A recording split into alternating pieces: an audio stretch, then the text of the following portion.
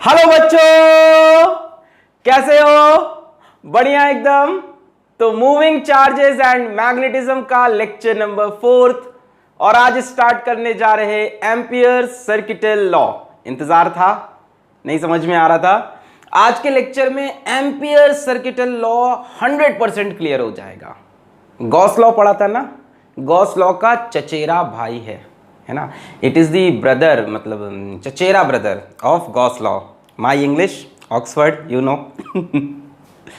Electrostatics में electric field निकालने के लिए बेसिक तरीका क्या था? फॉर्मूला यूज कर लिया, के क्यू बाई आर स्क्वायर। कहां से आया था फॉर्मूला? कूलम्स लॉ से आया था। और अगर हमारे पास स्फीयर वगैरह आ जाते थे, सिलेंडर वगैरह आ जाते थे, तो एक और मेथड था इलेक्ट्रिक फील्ड निकालने का, गॉस लॉ, है ना? कुछ इंटीग्रेशन वगैरह करते थे, Q by epsilon not, Q inside. याद आ गया? इसी तरह से मैग्नेटिज्म में जो बेसिक तरीका है मैग्नेटिक फील्ड निकालने का करंट कैरिंग वायर की वजह से, वो है बायो-सेवर्ट्स लॉ। जैसे वहां कूलम्स लॉ था, एकदम बेसिक मेथड, जिसपे हमने 3 वीडियो किए भी, पहले 3 वीडियो। और एक और एडवांस मेथड आया जिसमें सिमेट्री रिक्वायर्ड होगी, लाइक गॉस लॉ, और उसको हम बोलते हैं एम्पियर सर्किटल लॉ। ठीक है, पढ़ा जाए इसको। तो चलिए कॉपी और पेन निकाल लीजिए। मेरा नाम है अलक पांडे, हमारा आपका खूबसूरत सा चैनल फिजिक्स वाला। हेडिंग लगाइए, एम्पियर सर्किटल लॉ। चूहे को मार के खाना बंद करें, सर जिंदा खा जाए इसे डाल के। अरे छोड़ दो उसको, पढ़ाई पे ध्यान दो। अगल बगल दरवाजा बंद कर लो, छोटे भाई बहन को पीटना बंद करो। एक सीक्वेंस में लेक्चर देखो, बाद में बहुत बढ़िया बढ़िया सवाल करा देंगे। ठीक है, एम्पियर सर्किटल लॉ इस लेक्चर से क्लियर हो जाएगा। अब कई लोग कहेंगे सोलेनॉइड वाला सवाल नहीं है, टॉरॉइड नहीं है, सब आगे लेक्चर्स में आएगा अभी, है ना? सोलेनॉइड की वजह से क्या मैग्नेटिक फील्ड है, टॉरॉइड की क्या मैग्नेटिक फील्ड है। जो आलसी लोग हैं हमारी वेबसाइट पे चले जाएं www.physicswala.alakpande.com और वहां जाके इस लेक्चर का पीडीएफ नोट्स डाउनलोड कर लेना, लिखें लेक्चर, है ना? नॉर्मल लोग भी जा सकते हैं, इसका बढ़िया एकदम कोटा लेवल वाला असाइनमेंट वहां पे अपलोडेड है, उसको आप डाउनलोड कर सकते हैं। बढ़िया असाइनमेंट है, विद सॉल्यूशन है, प्रीवियस ईयर आईटी क्वेश्चन सब है। तो आज हम पढ़ने जा रहे हैं ampere's circuital law. A circuit, ampere circuital law. तो यार किस लिए यूज होता है ये? To find magnetic field. तो हम कह सकते हैं it is an alternate method to find magnetic field strength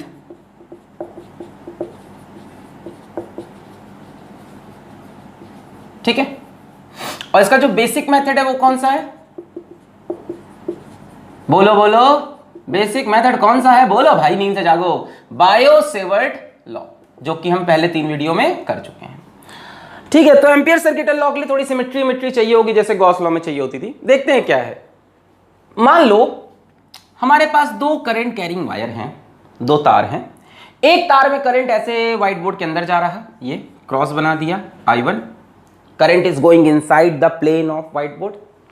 और दूसरा वायर मान लो ये है I2, इसमें करंट बाहर आ रहा, व्हाइट बोर्ड से बाहर निकल रहा। ठीक है, 2 तार है, एक तार में करंट ऐसे अंदर जा रहा, एक में ऐसे बाहर आ रहा। और थोड़ी देर के लिए अज्यूम कर लो कि ये इनफाइनाइट वायर है।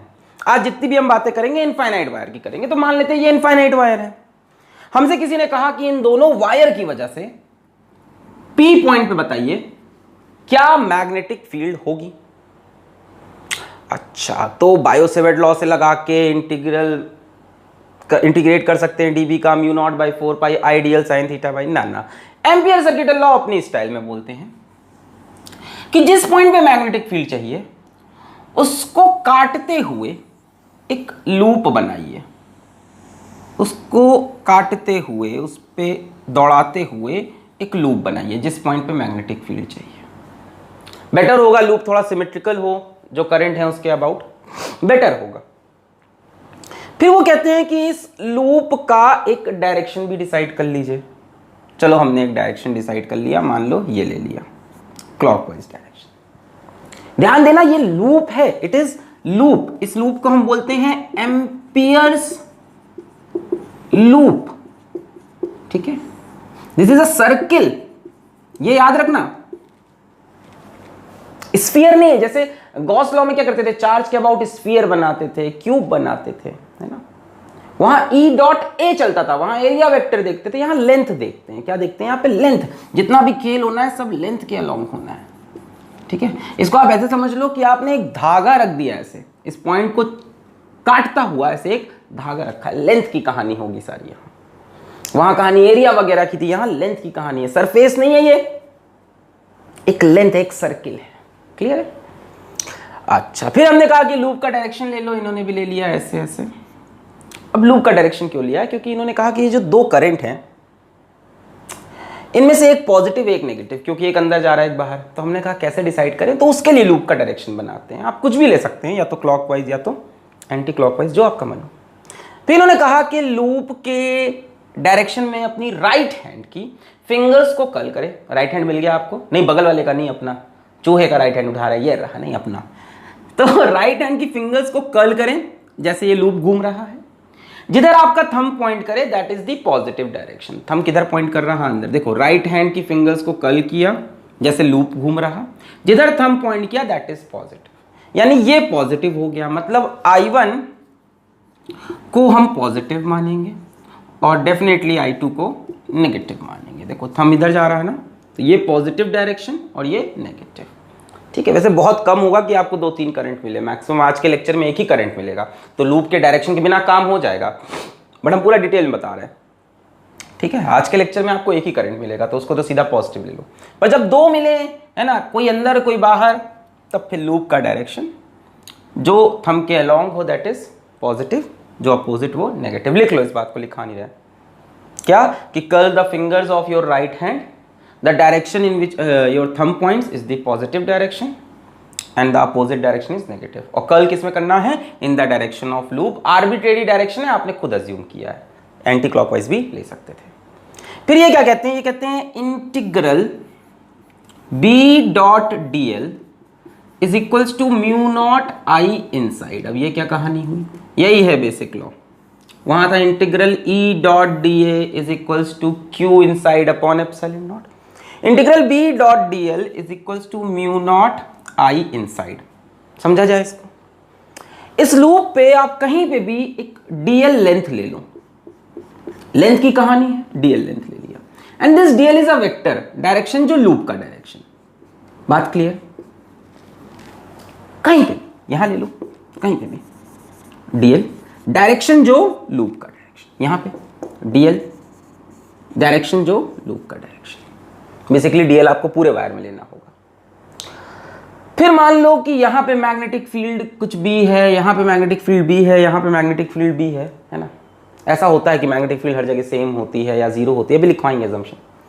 फिर यहां पे जो भी मैग्नेटिक फील्ड है उसका डॉट प्रोडक्ट लो डीएल के साथ, यहां पे जो मैग्नेटिक फील्ड है उसका डॉट प्रोडक्ट डीएल के साथ, यहां जो मैग्नेटिक फील्ड है उसका डॉट प्रोडक्ट डीएल के साथ। अभी पता नहीं है मैग्नेटिक फील्ड, मान लिया B B B, B dot DL, फिर यहां पे आ गए, ये रहा dl, फिर यहां की मैग्नेटिक फील्ड डॉट dl, फिर यहां की मैग्नेटिक फील्ड डॉट dl। ऐसे करते हुए इस पूरी रिंग के अलोंग b डॉट dl का वर्ड ध्यान देना, लाइन इंटीग्रल करो, ठीक है। गॉस लॉ में सरफेस इंटीग्रेशन होता था, e डॉट da पूरे एरिया पे, e dot da, e dot da, e dot da। यहां b dot dl, b dot dl, b dot dl, b dot dl पूरे लूप का कर लिया, और dl का डायरेक्शन जो लूप का डायरेक्शन माना था, ठीक है। अब b डॉट dl की जो नेट वैल्यू होगी that will be mu not I inside, जितना करंट अंदर है इसके।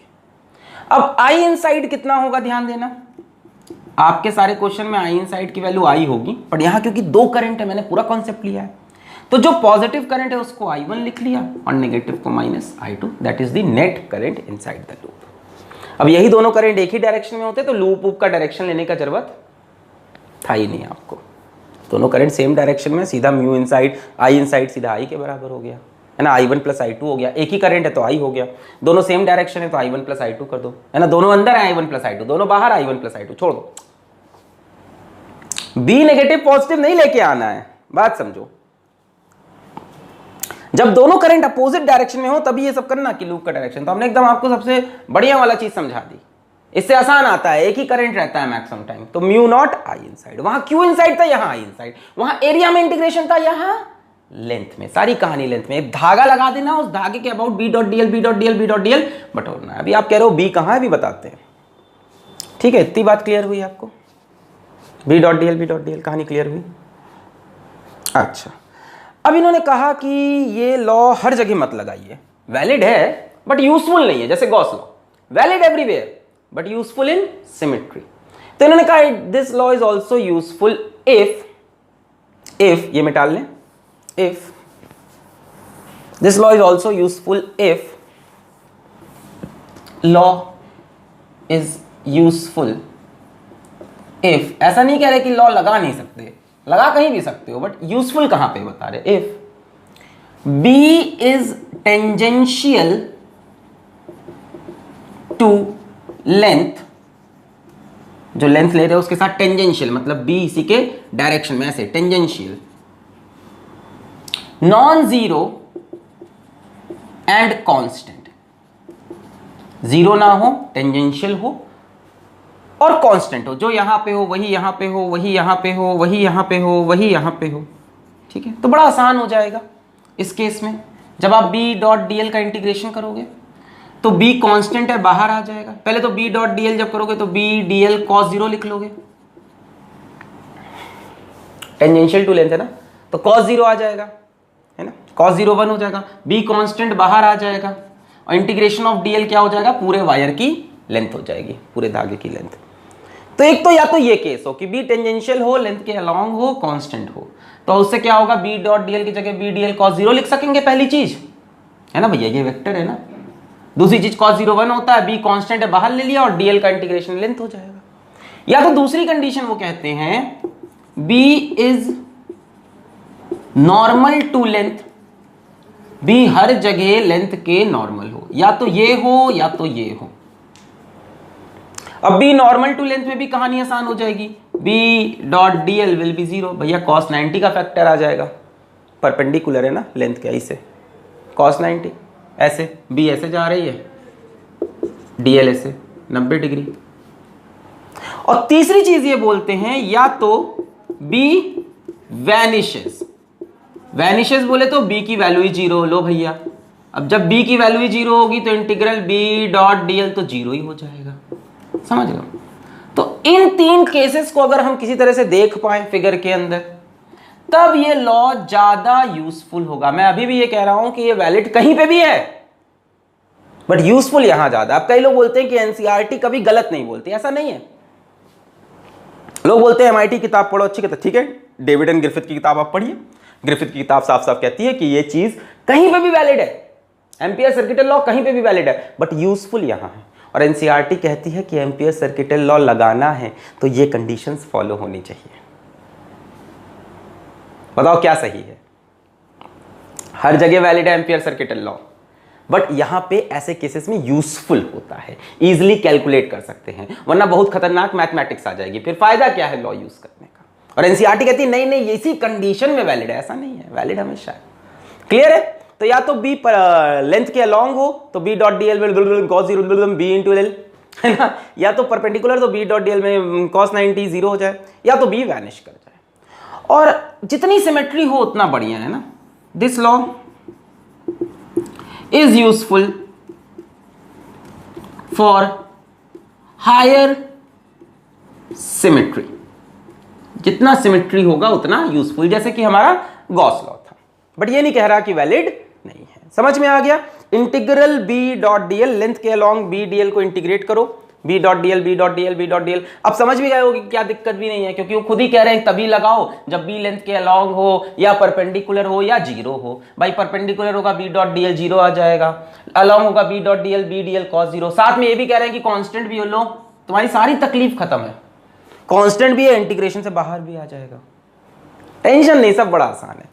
और मैंने तुमको वो केस भी बता दिया जब दो अलग अलग डिफरेंट डायरेक्शन करंट हो, ये वाला केस जल्दी मिलेगा नहीं आपको। शुरू करें अब। सिंगल करंट रहे तो म्यू नॉट आई इनसाइड और अंदर का करंट लगा दो। अब मैं आपको एक यूजफुल बात और बता दूं आगे बढ़ने से पहले, ये सब बातें हो गई, छाप लो। अब मान लो एग्जाम में लिख के ही आ गया what are the conditions when you can apply ampere circuital law, then you have to write this ना। अब हम क्या कर सकते हैं, बोर्ड वाले पूछ रहे हैं तो बोलना हाँ भैया इसी कंडीशन में चलता है, बट सच्चाई जान लो चलता हमेशा यूजफुल यहां है। हो गया, लिख लिया, छाप लिया। अब आपको एक बड़ा बढ़िया पॉइंट बताते हैं, बहुत मस्त, नोट कर लो। ओके, कॉन्सेप्ट से चलते हैं। देखो एक बहुत बड़ी बात हम आपको बताते हैं, बहुत बढ़िया बात। कि मान लो यहां कुछ करंट्स बाहर भी होते हैं। एक करंट मान लो यहां बाहर है I3 जो कि अंदर की तरफ है, एक करंट यहां है मान लो I4 जो कि बाहर की तरफ है। ऐसे ही मान लिया कि बाहर भी करंट है अंदर भी। तब ध्यान देना, दो पॉइंट पे ध्यान देना कि I इनसाइड में किसको किसको कंसिडर करोगे, I1 एंड I2 है ना, उसमें से एक पॉजिटिव एक नेगेटिव, ठीक है वो खेल समझ के। और जो मैग्नेटिक फील्ड निकाल रहे हो P पॉइंट पे इन सबको यूज करके, using this law, is due to all the currents I1 I2 I3 I4। ये जादू है भैया, ऐसा ही होता है, चाहे वेदर इनसाइड और आउटसाइड लूप। लूप भी आपने खुद ही माना है। ये चीज हमने गॉस लॉ में बताई थी कि कितने भी चार्जेस हो जो आप इलेक्ट्रिक फील्ड निकालते हो, it is due to all the charges whether they are inside your Gaussian surface और outside your Gaussian surface. But जब आई इनसाइड कंसीडर करना है तो वहां पे सिर्फ इनसाइड वाले ने, समझे नहीं, जादू हो रहा है जादू, कि जो मैग्नेटिक फील्ड निकालता है फॉर्मूला यूज कर रहे, उसमें करंट सिर्फ अंदर वाला रखना है। पर भैया जो ये मैग्नेटिक फील्ड आ रही है यहां पे, it is due to all the charges, all the currents around it. कोई वहां दूर में भी कोई करंट होगा तो यहां जो मैग्नेटिक फील्ड आई है उसको भी अपने आप इसने अंदर इंक्लूड किया है, भले ही आप लिखते वक्त सिर्फ आई इनसाइड रखते हो। ये जादू है इसका, है ना। The B that you are determining is due to all the currents whether they are inside और आउटसाइड, बट आई इनसाइड में सिर्फ अंदर करंट रखने हैं। समझ में आ गया एम्पियर सर्किट लॉ। कहीं पे भी आपको मैग्नेटिक फील्ड निकालनी है तो क्या करो, एक लूप बनाओ जो कि 2D फिगर होना चाहिए, वॉल्यूमेट्रिक नहीं कि स्फीयर स्फीयर बनाया क्यूब बनाया, ऐसा नहीं करेंगे। लूप क्या होगा, सर्किल बना दिया, स्क्वायर बना दिया, रेक्टेंगल बना दिया, समझ लो। लाइन इंटीग्रल करना है, B dot DL is equals to mu not I inside जितना करंट इसके अंदर है, जो मैग्नेटिक फील्ड आती है due to all the current, चाहे अंदर चाहे बाहर। फिर क्या बोला, मैग्नेटिक फील्ड कैसी हो, या तो लेंथ के अलोंग हो या तो लेंथ के परपेंडिकुलर हो, और जब लेंथ के अलोंग हो तो कांस्टेंट हो ताकि बाहर ला सके, या तो मैग्नेटिक फील्ड जीरो हो। समझ गए, चलो कंडीशंस याद रखना कि कब लगाना यूजफुल होगा, जब मैग्नेटिक फील्ड लेंथ के अलोंग हो और कांस्टेंट हो, नॉन जीरो हो, तब बी बाहर आ जाएगा, डीएल का इंटीग्रेशन लेंथ हो जाएगा। अब एक काम करते हैं, बहुत हो गई बातें, इसका एक प्यारा सा एग्जांपल लेते हैं और निकालते हैं magnetic field due to infinite straight current carrying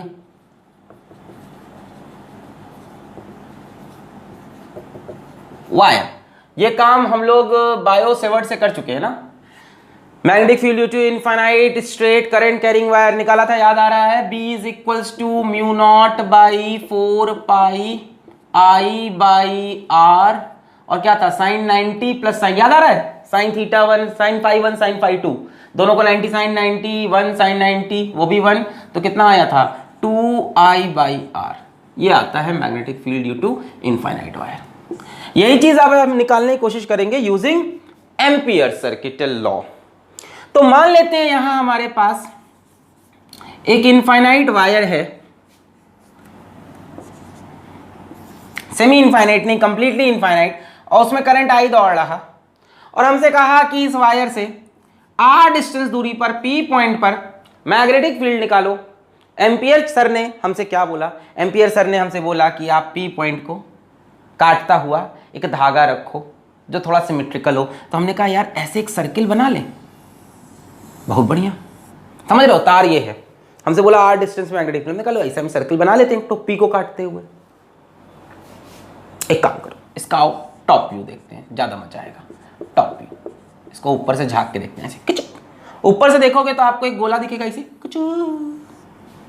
अरे भाई ऊपर से देखोगे ऐसे गोला दिखेगा, गोला ऐसे बना है ना, ए भाई यहां से तार आ रहा है, गोला ऐसे बना है, इसको से देखो गोला दिखे, गोला, हाँ, और गोले में से करंट ऐसे बाहर आता हुआ, करंट आई, ऊपर से देखा करंट ऐसे बाहर आता हुआ, डॉट बना दिया, करंट बाहर आ रहा है, और ये गोला दिख गया, ठीक है। अच्छा P पॉइंट कहाँ है, ये रहा P पॉइंट। अब integral B dot DL, integral B dot DL is equals to mu not I in मतलब इनसाइड, ठीक है। अब बात आई कि कंडीशन फॉलो हो रही है कि नहीं, लगाना चाहिए कि नहीं लगाना चाहिए। अच्छा करंट ऐसे बाहर आ रहा है, यहाँ पे मैग्नेटिक फील्ड कैसी होगी, राइट हैंड थंब रूल से सिखाया है बायो सेवर्ट में, कंफ्यूज मत होना। करंट ऐसे बाहर आ रहा, थंब ऐसे रखोगे, मैग्नेटिक फील्ड खचक। अब कहोगे लूप का डायरेक्शन ऐसे ही निकाला था, अरे यार ये चीज सिखाई, यहाँ लूप का डायरेक्शन लेने की जरूरत ही नहीं है। एक करंट में मत लो, जब दो करंट हो अपोजिट डायरेक्शन में तब एक पॉजिटिव नेगेटिव, एक में जरूरत ही नहीं। तो करंट ऐसे बाहर आ रहा, मैग्नेटिक फील्ड खचक, यहाँ पे खचक, बोलो भाई, करंट ऐसे बाहर आ रहा, मैग्नेटिक फील्ड खचक, करंट ऐसे बाहर आ रहा, मैग्नेटिक फील्ड खचक।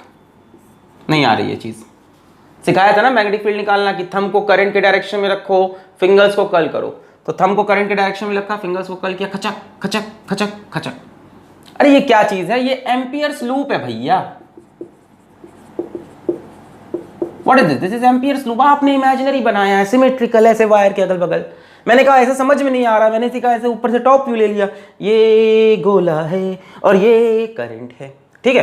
अब हमने कहा डीएल लेना है, तो यार एक काम करो ना, डीएल को ऐसे ले सकते हैं, डीएल को, यही होगी लेंथ, ये होगी डीएल। तो देखो पहली वाली कंडीशन सेटिस्फाई हो रही मेरे ख्याल से, कौन सी, कि बी इज टेंजेंशियल, दिख ही रहा है टेंजेंशियल, करंट आ रहा है खचक खचक खचक खचक, भाई करंट से बाहर है, खचक खचक खचक, हर जगह कैसी आ रही है, टेंजेंशियल। तो पहली कंडीशन सेटिस्फाई हो रही, यहां से कितना डिस्टेंस है, आर, कि बी इज टेंजेंशियल। दूसरी चीज बी इज कांस्टेंट, भाई तार से यहां जितनी मैग्नेटिक फील्ड होगी उतनी यहां, उतनी यहां, उतनी यहां, उतनी यहां। देखो ना ये तार है, ऐसे मैग्नेटिक फील्ड देखो, खचक ऐसे जा रही, खचक ऐसे जा रही, खचक ऐसे जा रही, और हर जगह मैग्नेटिक फील्ड बराबर होगी क्योंकि तार से इक्वल डिस्टेंस पे हो। तो पहली कंडीशन बढ़िया सेटिस्फाइड है, बी इज टेंजेंशियल। देखो B is tangential, B is non zero and B is constant, बहुत बढ़िया। तो हम इसको लिख सकते हैं B D L cos zero is equals to mu not I inside, I inside को आई लिख लो, दो करंट ही नहीं है तो पॉजिटिव नेगेटिव का मतलब ही नहीं है। cos 0 1 हो गया, इंटीग्रेशन लगाएगा, cos 0 1 हो गया, यहाँ से b कांस्टेंट है, बाहर ले लिया, भाई जितना b यहाँ उतना यहाँ, सब बराबर डिस्टेंस पे है। Integration of dl, cos 0 1 integration of dl, dl dl dl dl dl dl dl dl dl जोड़ोगे पूरी लेंथ जुड़ जाएगी। ये पूरी लेंथ कितनी होगी, 2 पाई r, कोई कंफ्यूजन, सर्कमफेरेंस के बराबर। cos 0 1 हो जाएगा, dl का इंटीग्रेशन करोगे, dl dl dl dl dl dl dl dl dl dl कितना हुआ, पूरी लेंथ जुड़ गई, 2 pi r is equals to mu not I. यहाँ से magnetic field is equals to mu not by 2 pi I by r. अरे वही तो लिखा है, 2 से कैंसिल कर दो ना, 2 2 जा 4, mu not by 2 pi I by R. बोलो आ रहा है? तो एक बार एग्जाम में पूछा भी जाता है, बोर्ड एग्जाम में, कि derive the expression for magnetic field due to infinite current carrying straight wire using Ampere circuit law. Done. यहीं पे देख लो, यहीं पे मान लो ये करंट खचक, मैग्नेटिक फील्ड ऐसे बनेगी, यहाँ पे मैग्नेटिक फील्ड ऐसे बनेगी, यहाँ पे मैग्नेटिक फील्ड ऐसे बनेगी, यहाँ पे देखो ना टेंजेंशियल। हमने कहा ये डीएल वेक्टर ले लो, हमने कहा ये डीएल वेक्टर ले लो, ये डीएल वेक्टर ले लो, तो हमेशा दिख रहा है दोनों सेम डायरेक्शन में। तो बी डॉट डीएल के बी डीएल cos 0, cos 0 1 हो गया, बी बाहर है कांस्टेंट, हर जगह सेम डिस्टेंस पे, तो बी बराबर होगा, बाहर ले लिया, डीएल के इंटीग्रेट किया, dl dl dl dl dl dl length के बराबर 2 pi r is equals to mu not I. इसके अंदर कितना करंट है, आई, जितना इसके अंदर से पास कर रहा हो लूप के। क्लियर हुआ? आगे बढ़े? ओके। तो ये तो हमने सबसे बेसिक क्वेश्चन इसका लिया और देखा कि हाँ आंसर मैच कर रहा है। चलिए अब आगे बढ़ते हैं, एक और सवाल लेते हैं। Find magnetic field due to infinitely long cylindrical wire carrying current on its surface। आपको फाइंड करनी है magnetic field inside and outside wire. ऐसा समझ सकते हो सिलेंड्रिकल वायर हॉलो सिलेंडर जैसा है, ठीक है। जैसे इलेक्ट्रोस्टैटिक में हॉलो सिलेंडर या हमने हॉलो स्फीयर पढ़ा था, जितना भी करंट है इसके सरफेस पे है ना, carrying current on it surface, इसके अंदर कोई करंट नहीं है, यही बोल रहे हैं, ठीक है। At distance are from its axis, कहां पे निकालनी है magnetic field, small r distance पे, at distance small r from its axis. और मान लो जो रेडियस है इसका सिलेंडर का, दैट इज कैपिटल आर। ठीक है, मतलब एक हॉलो सिलेंडर टाइप का दिया है, जैसे मान लो ये दिया मैं, इन्फिनिटली लॉन्ग भी दिया है, और जो करंट है इसके सरफेस पे है, ऐसे अंदर कोई करंट नहीं है इसके। ठीक है, हमसे बोल रहा है सिलेंडर का रेडियस है कैपिटल आर, और हमसे कह रहा है इसकी एक्सिस से at a distance are from its axis, कहां पे, इनसाइड एंड आउटसाइड वायर, अंदर भी और बाहर भी। अब हम तार के अंदर चले गए और बाहर भी आना है, फाइंड मैग्नेटिक फील्ड। तो अंदर वाले पॉइंट को चलो मैंने P बोल दिया, और एक बाहर पॉइंट ले लेते हैं, चलो यहां पे Q ले लिया, R डिस्टेंस पे भी मान लो। ठीक है, ये भी R डिस्टेंस पे, R की वैल्यू वेरिएबल है एट अ डिस्टेंस R। तो पहले वो इनसाइड पॉइंट के लिए वर्क करते हैं, let us work for inside point. तो इनसाइड पॉइंट कौन सा है, P, इसके लिए हम बोलेंगे R is less than R। याद है ऐसा स्फीयर वगैरह में हमने किया था, वहां पे inside point P, R is less than R। ठीक है, हमने कहा अच्छा इसका जरा टॉप व्यू देखते हैं, टॉप व्यू थोड़ी कहानी क्लियर होगी। ऊपर से देखा हमने ऐसे, तो ये हमको दिखा कंप्लीट वायर, और वायर में करंट ऐसे ऊपर की तरफ आ रहा है। करंट कहां पे, यहां पे है, यहां पे है, यहां पे है, वायर के अंदर कोई करंट नहीं है, सिर्फ सरफेस पे। नहीं समझ रहे, टॉप व्यू देख रहा है ऐसे, तो आपको ये इसका पूरा सर्कमफेरेंस दिख रहा है वायर का, और इसी पे करंट ऐसे ऊपर आता हुआ, डॉट बना दे ऐसे, dot dot dot dot dot dot dot dot dot, ये आपको करंट दिख रहा है। फिर हमने कहा एम्पियर्स लूप कहां बनेगा, तो जिस पॉइंट पे आपको मैग्नेटिक फील्ड चाहिए उसके अबाउट लूप बनाते हैं, है ना। जैसे यहां पे हमने क्या किया, ऐसे एक लूप बना दिया इस तरह का, ये टॉप व्यू की कहानी समझ में आ रही है। अंदर देखो ये सिलेंडर है, ठीक है, ये पॉइंट P है, ये सिलेंडर है, ये पॉइंट P, ये आपने लूप बनाया है। ऊपर से देखोगे तो लूप ऐसा दिखेगा कि नहीं, आपने ऐसे लूप बना दिया, P पॉइंट अंदर है ना, ऐसे बना दिया, ऊपर से देखा तो ऐसा दिखाई पड़ा, ये रहा लूप। फिर हम लगा देते हैं Ampere circuital law, B dot dl is equals to mu not I inside the loop, current inside the loop, inside the loop कोई करंट ही नहीं है, जैसे इनसाइड द स्फीयर कोई चार्ज नहीं होता था, अब इनसाइड द लूप कोई करंट ही नहीं है, since I in is zero, hence magnetic field will be zero. तो इस वायर के अंदर कोई मैग्नेटिक फील्ड नहीं होगी। तो आपके पास मान लो कोई ऐसा वायर है जो कि कंडक्टिंग नेचर का है ना, तो सारा का सारा ऐसे नेचर का है जिसका सारा करंट बाहर आता है। ठीक है, ऐसा हमने कोई हॉलो वायर बना रखा है, तो उसमें अंदर कोई मैग्नेटिक फील्ड नहीं होगी, because I inside is zero, जो भी करंट है इसके बाहर है, अंदर यहां कोई करंट नहीं है। So when R is less than R there is no magnetic field. आते हैं आउटसाइड पॉइंट पे। Outside point, outside point is Q where R is greater than R। Q को लिया हमने। अच्छा, फिर क्या करना पड़ेगा, आपको एक गॉसियन सरफेस इमेजिनरी बनाना पड़ेगा, ऐसा है ना। तो इसका भी हम टॉप व्यू देखते हैं। पहले हमको तार दिखाई पड़ा, ये करंट ऐसे आ रहा ऊपर, डॉट मतलब करंट बाहर आ रहा। ठीक है, हमने ऊपर से देखा तो हमको ये पूरा ऐसे सर्कमफेरेंस दिखाई पड़ा, ऐसे करंट ऐसे मेरी तरफ आता हुआ, ऐसे तीर तीर बन के पूरे सर्कमफेरेंस से। अच्छा, क्यू पॉइंट इस बार बाहर है, ये यहां कहीं है। ठीक है, तो इस बार ये बनेगा मेरा एम्पियर्स लूप। ठीक है, और ये है मेरा वायर। बोले इतनी बात क्लियर है। पिछली बार ये वायर था और ये एम्पियर्स लूप। इस बार वायर अंदर रह गया, एम्पियर्स लूप बाहर आ गया, यानी इस बार करंट इसके अंदर आ जाएगा लूप के, है ना। अच्छा, कितनी दूर है, स्मॉल r डिस्टेंस पे, और ये कितना है, कैपिटल R डिस्टेंस, है ना। देखो इसका रेडियस R है और Q पॉइंट कहाँ है, small r distance. R variable है, एक बार आउटसाइड एक बार इनसाइड, समझ लो। तो इस बार मेरे एम्पियर लूप के अंदर सारा का सारा करंट है। Integral B dot dl is equals to mu not I inside. अब यहां हम एक अजम्पशन लेंगे दैट B इज टेंजेंशियल।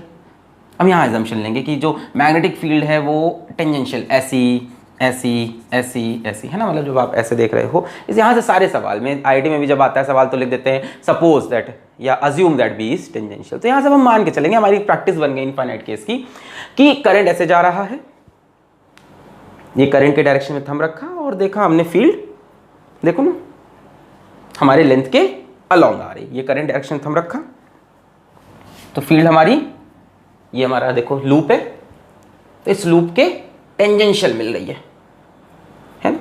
तो हमने कहा ठीक है यार, जो फील्ड है वो ऐसे ही है B, इधर B, यहाँ B, यहाँ B। क्योंकि आप इमेजिन करो इन सारे करंट का इफेक्ट क्या होगा। इफेक्ट ये होगा कि सेंटर में एक बड़ा सा करंट ऐसा इमेजिन हो रहा है, तो उस करंट की वजह से फील्ड ऐसे ऐसे ऐसे ऐसे टेंजेंशियल होगी। अच्छा B डॉट डी एल, तो ये हो जाएगा B dl cos 0 is equals to mu not I inside कितना है, पूरा करंट अंदर है, इसके सरकमफेरेंस पे ही करंट है पर सारा का सारा करंट अंदर आ गया इस बार। अब ये इंटीग्रेशन होगा, बार बार ये नहीं करूंगा, B कांस्टेंट है, बाहर आ जाएगा, cos 0 की वैल्यू 1 हो जाएगी, dl dl dl dl, ये dl है, ये dl है, ये dl है, यहां मत करना dl dl dl, amperes loop पे करना है, dl dl dl dl dl जोड़ा B into 2 pi small r। यही बच्चे गलती करते हैं, 2 pi capital R। B dot dl किसके लिए करना है, एम्पियर्स लूप के लिए, ये रहा Ampere's loop, is equals to mu not I। तो B is equals to mu not by 2 pi I by R। तो ये तो वही एक्सप्रेशन है जो इनफाइनाइट वायर का आता है, B is proportional to 1 by R का, सिंपल एकदम। बात भी सही है ना। लूप को क्या पता अंदर क्या है, उसको लग रहा है अंदर एक पतला सा तार होगा जो कि सेंटर से दौड़ रहा होगा। भाई यहां देखने में ऐसा इमेजिन नहीं हो रहा है कि ये मैग्नेटिक फील्ड तो एक ऐसे तार की वजह से आई है जो सेंटर से आई करंट लेके भाग रहा होगा, है ना। ऐसा हम लोग का इलेक्ट्रिक फील्ड जब हमने निकाला था स्फीयर की, तब भी ऐसा हुआ था, 1/4 pi epsilon not q by small r square. ऐसा लगा था कि चार्ज स्फीयर के सेंटर पे रखा है, तो यहां ऐसा लग रहा है कि करंट इसके सेंटर से जा रहा है। रिलेट करोगे तो बहुत समझ में आने लगेगा। ऐसा लग रहा है ये करंट सेंटर से जा रहा है, r डिस्टेंस दूर पे, ये मैग्नेटिक फील्ड, बट अंदर कोई मैग्नेटिक फील्ड नहीं, क्योंकि अंदर करंट नहीं है। ठीक है। कोई हमसे कहता है इसका प्लॉट बनाओ, छाप ले, मिटा रहे। कोई हमसे कहता है इसका प्लॉट बनाइए, है ना साहब, इसका ग्राफ बनाइए। हमने कहा चलिए ठीक है, ग्राफ भी बना देंगे। इधर हमने ले लिया B, इधर ले लिया स्मॉल r, यहाँ पे मान लो ये सिलेंडर की बाउंड्री,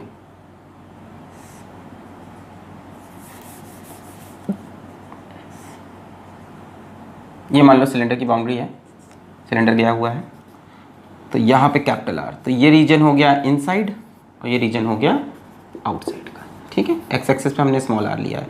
ये हो गया r लेस देन r की कहानी, r ग्रेटर देन r। तो r लेस देन r पे मैग्नेटिक फील्ड इज 0, तो सीधा बस खिंचा दो एक्स एक्सिस पे। फिर अचानक से बढ़ गई मैग्नेटिक फील्ड, अचानक से फाइनाइट हो गई, है ना। पहले 0 0 0 चली थी, फाइनाइट हुई, फिर घटने लगी। आउटसाइड में देखो क्या हुआ, B is proportional to 1 by R।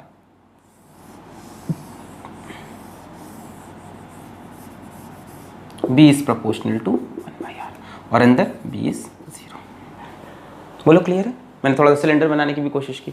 Inside में भी 0 है, outside it is decreasing inversely with R। Clear हो गया।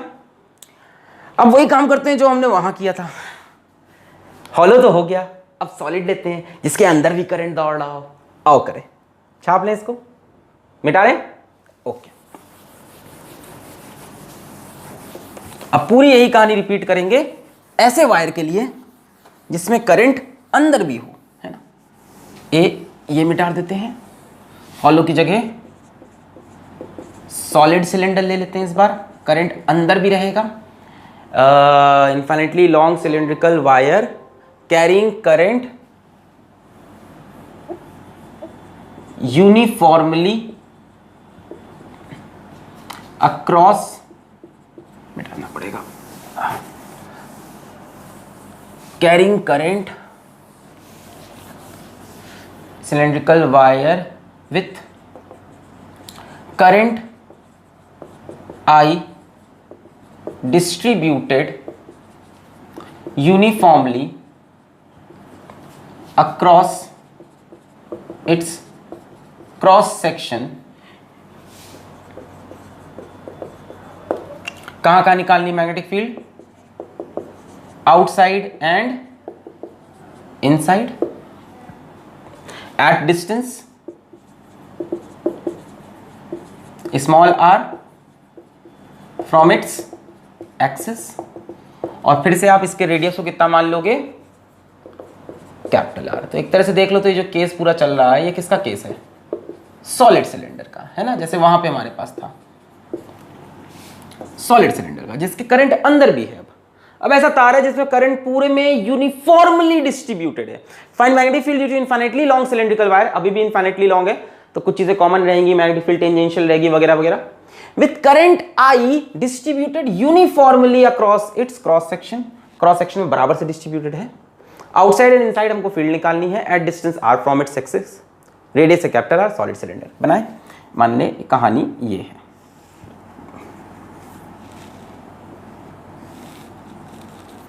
ठीक है, ये इन्फिनिटी तक गया, इधर भी इन्फिनिटी, इन्फिनिटी लॉन्ग।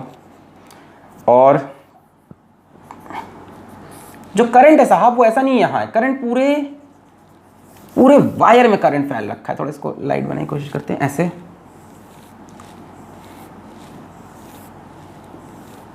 पूरा करंट ऐसे डिस्ट्रीब्यूटेड है, यहाँ भी करंट है, यहाँ भी करंट है, यहाँ भी है, यहाँ भी है, यहाँ पे यूनिफॉर्मली, और सारा करंट मिला के आई हो रहा है, ठीक है।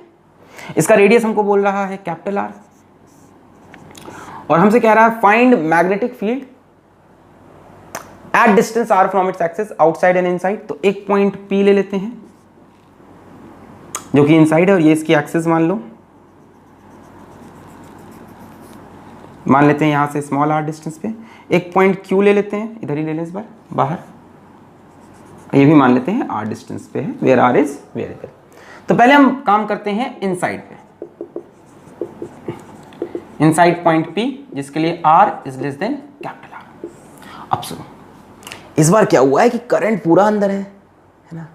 अगर हम P को लेके यहाँ पे एक एम्पियर्स लूप बनाएं और टॉप व्यू लें तो खेल कुछ ऐसा होगा, जब आप टॉप व्यू लेके तो खेल कुछ ऐसा होगा कि वायर आपको ऐसा दिखाई पड़ेगा, ये वायर है, सुनना ध्यान सुनना अब, और पूरे वायर में ऐसे करंट ऊपर आ रहा है, ऐसे समझ लो खूब ढेर सारी इसमें से सीख निकल के आपकी तरफ खूब ढेर सारी आ रही है, dot dot dot dot dot dot dot, समझ लो सब करंट है, पूरे यूनिफॉर्मली डिस्ट्रीब्यूटेड है।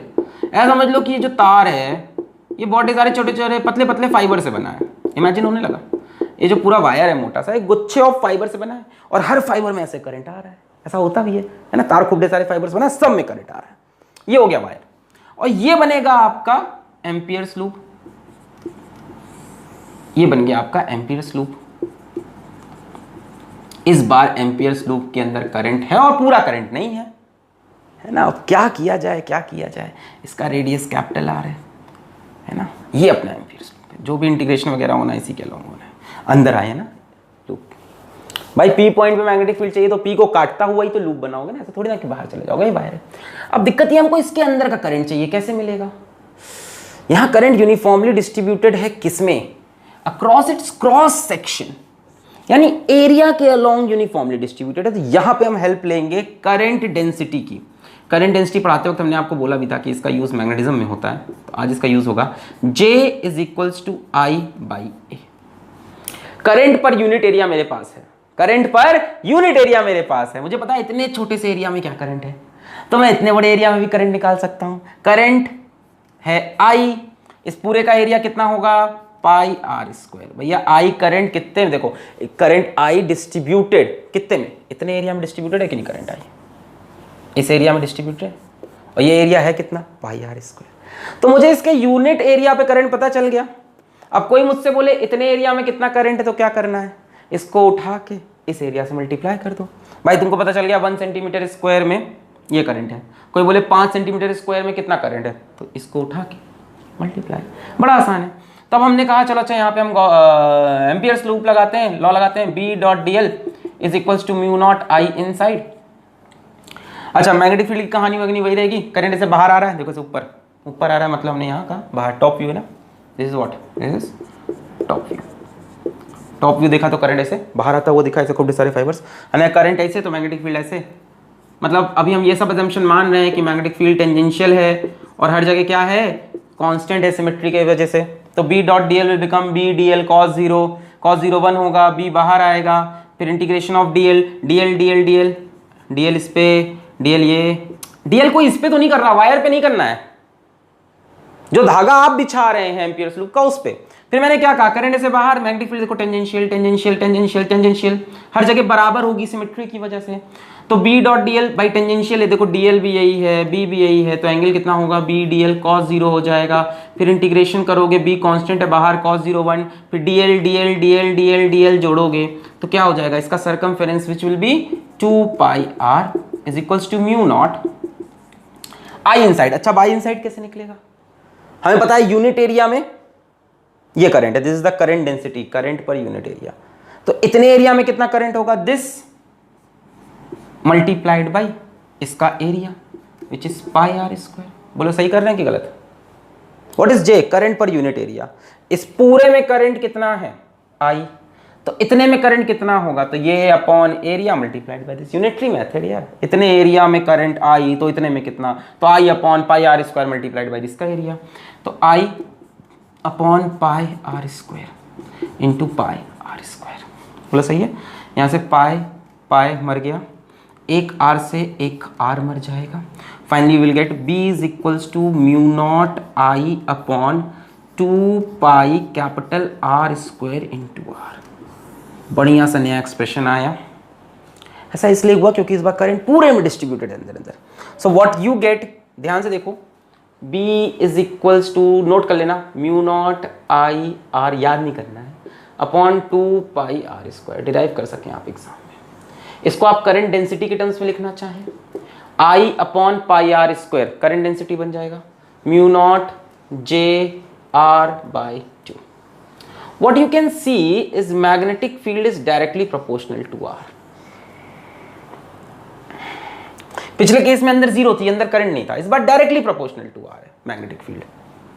भाई जे तो कांस्टेंट है, जे की वैल्यू देखो ना, I upon pi are square, current तो कांस्टेंट है, pi constant, radius constant, mu not constant है, 2 कांस्टेंट है। ध्यान देखो इस एक्सप्रेशन देख लो, ये कांस्टेंट, ये कांस्टेंट, ये कांस्टेंट, ये कांस्टेंट, ये constant. B is directly proportional to R, मतलब आप जब एक्सिस से सरफेस तक आओगे तो मैग्नेटिक फील्ड बढ़ेगी। ऐसा स्फीयर केस में भी हुआ था, सॉलिड स्फीयर में, जहां अंदर चार्ज डिस्ट्रीब्यूटेड था, नॉन कंडक्टिंग में, कि इलेक्ट्रिक फील्ड बढ़ी थी सरफेस तक आने तक। सेम वही चीज दिख रही है, वी बढ़ रही है यहां से यहां तक आने में।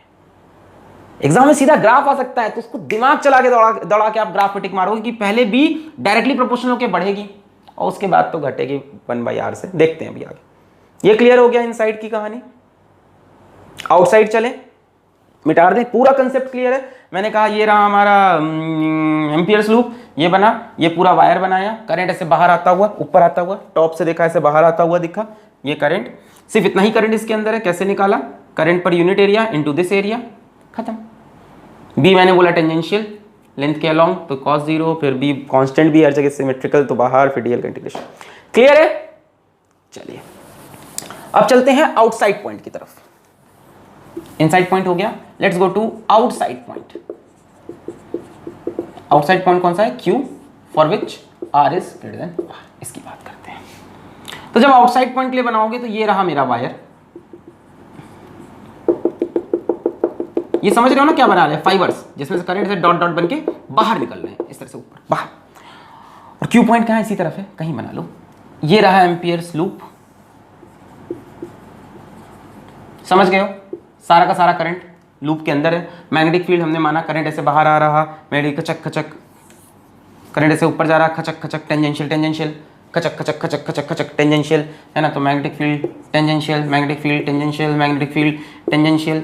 अभी भी लूप का डायरेक्शन मानने की कोई जरूरत नहीं है जब तक 2 डिफरेंट डायरेक्शन करंट ना हो। मैंने सबसे बढ़िया केस आपको शुरू में ही पढ़ा दिया। ये डीएल डीएल डीएल, तो बी डॉट डीएल हर जगह बी डीएल cos 0 बन जाएगा, बी कांस्टेंट बाहर आ जाएगा। कितनी दूर है? स्मॉल r दूर है, ये कितना है? कैपिटल R है। So you will say b into 2 pi r। बोलो कोई दिक्कत है? अरे b डॉट डीएल इंटीग्रेट करोगे, b DL cos 0 1, b constant है हर जगह बाहर आ जाएगा, डीएल डीएल का इंटीग्रेशन करोगे 2 pi r is equals to mu not I inside. I inside क्या है? पूरा करंट, पूरा का पूरा वायर ही तो अंदर है, तो b into 2 pi r is equals to mu not I, b is equals to mu not by 2 pi I by R. यानी ये भी वैसा ही आया जैसा इनफाइनाइट वायर का आता है। यानी बाहर से देखने में अभी भी यही लग रहा है कि सारा का सारा करंट सेंटर से पास कर रहा। इस एक्सप्रेशन का मतलब क्या? कि करंट आई सेंटर से जा रहा होगा तो r डिस्टेंस पे जाने पे मैग्नेटिक फील्ड इनफाइनाइट वायर वाला एक्सप्रेशन दे रही है। ठीक है, फील हुआ? ये एक्सप्रेशन तो यही कह रहा है ना, वहां भी यही हुआ था गॉस लॉ में भी, चाहे सॉलिड कंडक्टिंग हो नॉन कंडक्टिंग हो, बाहर से जब भी देखो ऐसा लगता था कि चार्ज सेंटर पर रखा भी वैसा लग रहा है, अंदर से ऐसा नहीं लग रहा इस बार, क्योंकि अंदर करंट डिस्ट्रीब्यूटेड है। तो आउटसाइड जब आ रहे हो तो b is proportional to 1/r, और इनसाइड ये कहानी है। देखो इससे एक चीज समझ में आती है, inside b is directly proportional to r, मतलब यहां से यहां आते वक्त b बढ़ता गया बढ़ता गया बढ़ता गया बढ़ता गया बढ़ता गया यहां तक, क्योंकि डायरेक्टली प्रोपोर्शनल है। और बाहर B is inversely proportional to R, मतलब यहां आने के बाद B घटता गया। ये बात समझ में भी आती है। अंदर जब तक आप बढ़ रहे थे तो I इनसाइड बढ़ता जा रहा था, जब आप ऐसे बाहर आ रहे हो सरफेस तक तो I इनसाइड आपका अंदर बढ़ता जा रहा है, बढ़ता जा रहा है, बढ़ता जा रहा है, तो मैग्नेटिक फील्ड बढ़ती जा रही, बढ़ती जा रही, बढ़ती जा रही, बढ़ती जा रही, है ना। जैसे कोई ऐसे आप बढ़ते जा रहे हो, बढ़ते जा रहे हो, तो करंट अंदर बढ़ता जा रहा है, गुच्छा करंट का, जितना ज्यादा करंट उतनी मैग्नेटिक फील्ड। फिर जैसे ही बाहर आना स्टार्ट किए तब करंट तो नहीं बढ़ रहा, पर आप दूर जा रहे हो, दूर जा रहे हो तो मैग्नेटिक फील्ड डिक्रीज। अंदर भी करनी चाहिए पर अंदर करंट वाला फैक्टर डोमिनेट करता है। अंदर भी आप दूर भी जा रहे हो बट करंट भी बढ़ता जा रहा है, बाहर आप सिर्फ दूर जा रहे हो तो मैग्नेटिक फील्ड डिक्रीज। इस काम से कोई बोले ग्राफ बनाओ, इस काम से कोई बोले ग्राफ बनाओ, B वर्सेस R, ठीक है। इनसाइड में क्या है,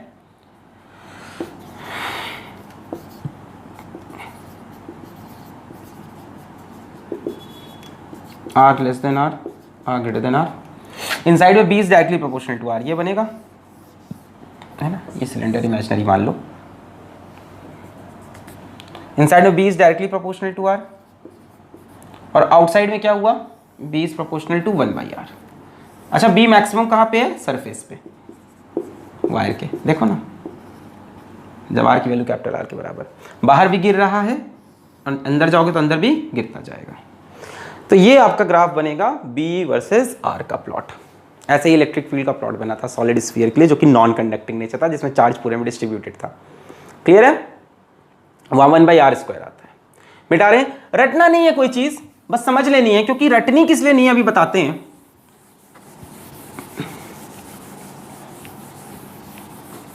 रटना क्यों नहीं है ये भी आपको बताते हैं।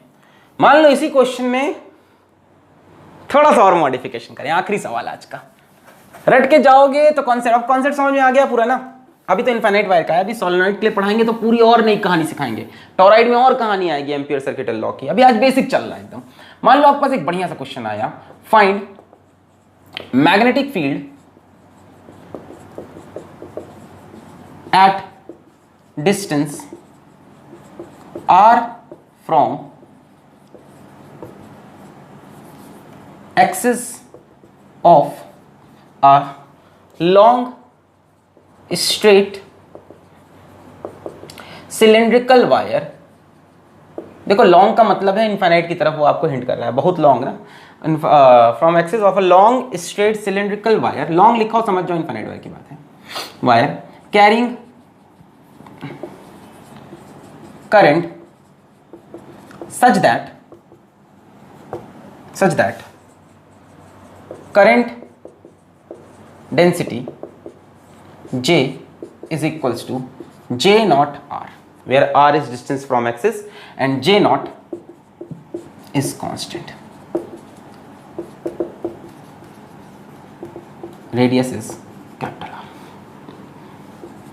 बढ़िया सवाल, बहुत बढ़िया सवाल। सोचो, जो करंट डेंसिटी है वो वेरिएबल है, J is equals to J not R, मतलब करंट यूनिफॉर्मली डिस्ट्रीब्यूटेड नहीं है इस बार। वाह भाई वाह, मतलब अगर मैं यहां पे सिलेंडर बनाऊं तो इसका मतलब है कि इनफाइनाइट सिलेंडर बनाना है, क्योंकि लिखा है लॉन्ग, ठीक है। और को सवाल इनसाइड ही दिया है, आउटसाइड तो तुमको पता है कर ही लोगे, अंदर का करंट पूरा रख दोगे, इनसाइड।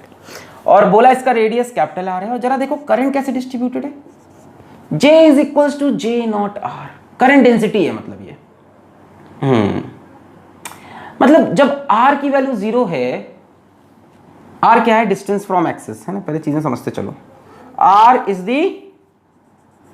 डिस्टेंस फ्रॉम एक्सिस, तो जब R की वैल्यू 0 है तब J 0 है, यानी करंट की डेंसिटी करंट पर यूनिट एरिया तब 0 है, यानी यहां करंट 0 है। और जैसे जैसे R की वैल्यू बढ़ रही वैसे वैसे करंट डेंसिटी बढ़ रहा, यानी करंट पर यूनिट एरिया बढ़ रहा। मतलब यहां थोड़ा सा करंट बहा, फिर यहां थोड़ा ज्यादा करंट बहा, फिर और ज्यादा करंट, फिर और ज्यादा, फिर करंट बढ़ता जा रहा। यहां करंट कम है, यहां बढ़ा, यहां बढ़ा, यहां बढ़ा, यहां बढ़ा, यहां और बढ़ा और बढ़ा, बोलो समझे। करंट ऐसे फैलता जा रहा है, मतलब बीच में एकदम कम करंट है और ऐसे आते करंट बढ़ता जा रहा। Current density is directly proportional to R, जैसे जैसे R बढ़ता जाएगा करंट बढ़ता जाएगा, and definitely this will happen only till R is less than R। भाई वायर के बाहर थोड़ी ना करंट होगा, ये तो आप कॉमन सेंस से समझ सकते हो। अब हमसे कहा कि you have to find magnetic field at distance r from axis of long straight cylindrical wire carrying current such that current density J is equals to J not r and r is less than r। ये भी बोल रहा है आपसे। तो हमको यहां पे P पॉइंट दे दिया which is eight a distance r। आप बाहर भी निकालना चाहो बाहर भी निकालो, हम सिर्फ अंदर का वर्क करके छोड़ देंगे, बाहर का बहुत आसान हो जाएगा। एट पॉइंट P इनसाइड हमें यहाँ पे मैग्नेटिक फील्ड चाहिए, तो ठीक है हम यहाँ पे एक एम्पियर सर्किटल लूप बनाएंगे। इसका फिर से हम टॉप व्यू देखेंगे, करंट मान लेते हैं ऐसे ऊपर जा रहा है पूरा, तो इसका फिर से हमने टॉप व्यू देखा, टॉप व्यू देखा तो ये हमें वायर दिखा जिसमें से करंट ऊपर की तरफ या बाहर की तरफ निकलता आ रहा है, दिस इज आवर वायर। और इसके अंदर हमारा एम्पियर लूप यहाँ से r डिस्टेंस पे सुनहरा सा ये बन गया एम्पियर लूप।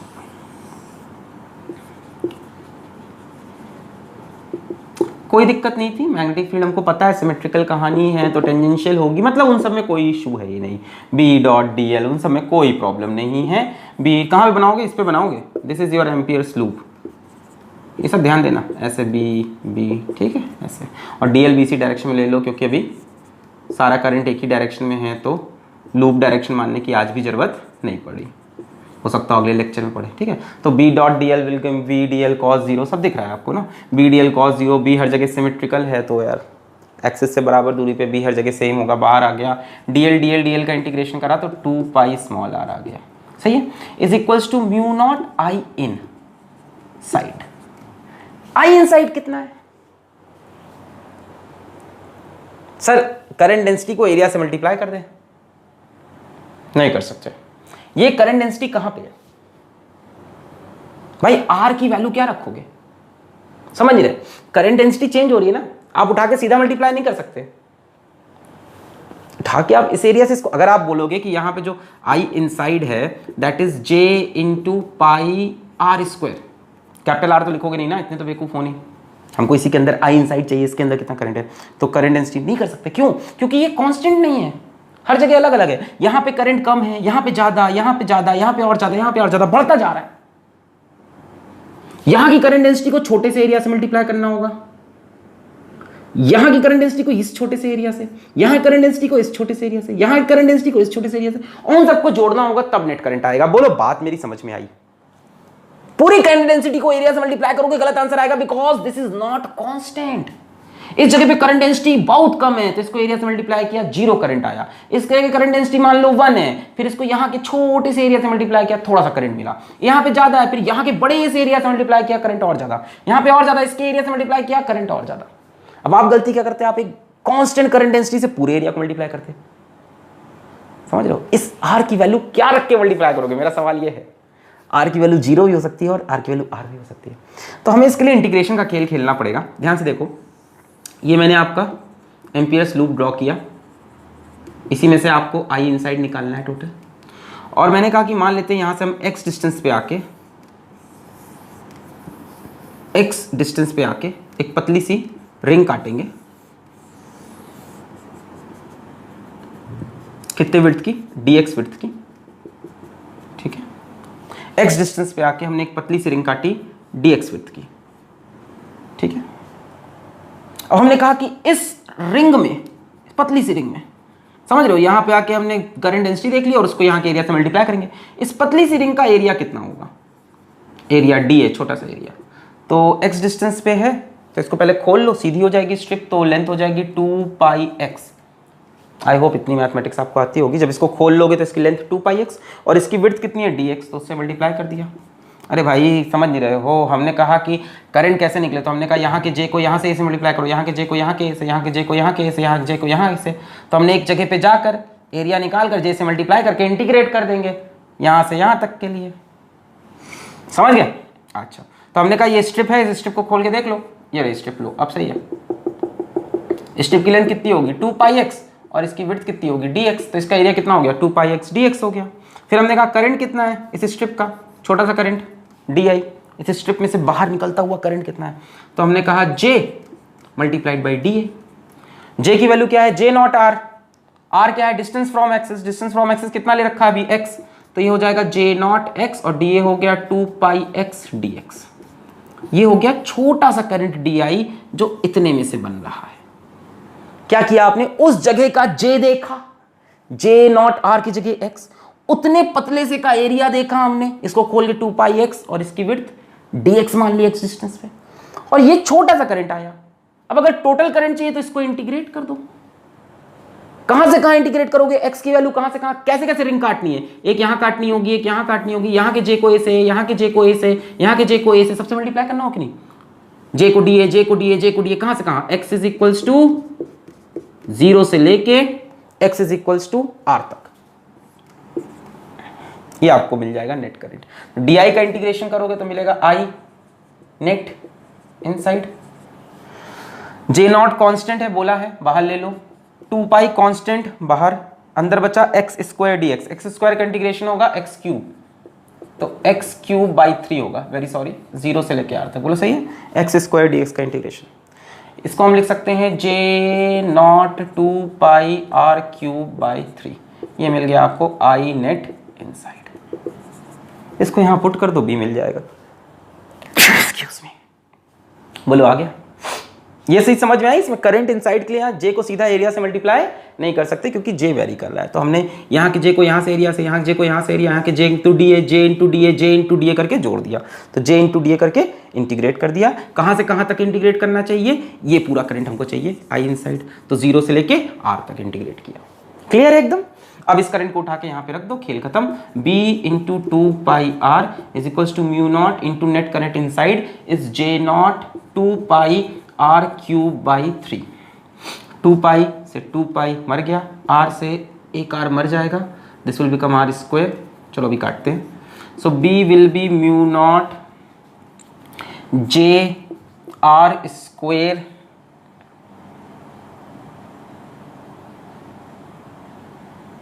अपॉन 3, यही बचेगा, म्यू नॉट और J not, mu not J not constant है ना, J not, B is equals to mu not J not R square by 3। अब देखो क्या दिख रहा है कि B is proportional to R square. कोई हमसे ग्राफ बनाने को कहे कि B कैसे वेरी कर रहा है, कोई हमसे ग्राफ बनाने को कहे कि B R के साथ कैसे वेरी कर रहा है, ऐसे up to capital R, B is proportional to R square, जब तक बाहर नहीं आ रहे। बाहर तो 1/R हो जाएगा, बाहर पूरा करंट अंदर तो 1/R। क्लियर, इस बात तेजी से बढ़ रहा है करंट, मैग्नेटिक फील्ड, क्योंकि करंट भी बढ़ रहा था, करंट बढ़ता जा रहा है, मैग्नेटिक फील्ड भी। बोलो क्लियर हुई कहानी पूरी। तो इस तरह से आपको एम्पियर सर्किटल लॉ लगाना है इनफाइनाइट करंट कैरिंग वायर के लिए। अगले लेक्चर में लेके आएंगे सोलेनोइड का केस, उसके बाद टॉरॉइड का। तो पढ़ाई करते रहें, ऑल द वेरी बेस्ट।